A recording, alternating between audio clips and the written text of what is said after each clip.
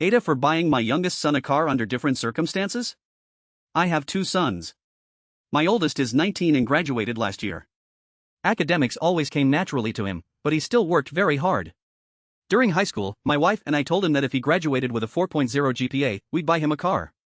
He took dual enrollment classes, graduated with just over a 4.0, finished summa cum laude, and we bought him a 2015 Ford Taurus as promised. My younger son is very different academically. School has always been harder for him.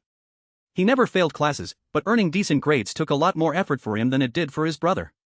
He rarely made honor roll and generally earned average grades throughout high school. I never sat him down and promised him a car if he hit a certain GPA. Honestly, I wasn't even really planning on buying him a car. But as graduation got closer, my wife and I started realizing how much effort he had put in.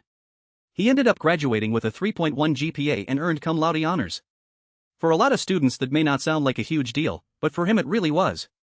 School has never come easily to him. Part of that success came from taking a dual enrollment English class and getting help from his older brother on essays and assignments. Still, he graduated and exceeded what we honestly expected from him academically. After graduation, my wife and I talked about it and decided we wanted to reward him too. I started looking around online for used cars.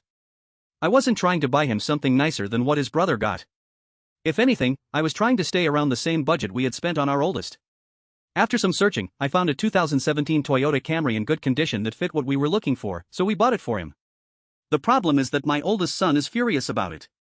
He is upset because he was told years in advance that he had to earn a 4.0 GPA to get a car, and he spent years working toward that goal.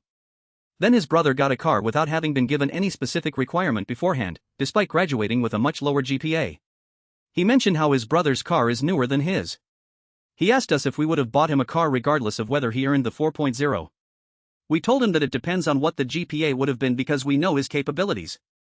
He said if that's the case, then it shouldn't have been no requirement. He feels like the standards were completely different and that we changed the rules after the fact. Since then, he's been distant. From my perspective, I wasn't comparing the boys to each other. I was comparing each of them to their own abilities. My oldest was capable of earning a 4.0 and did exactly that.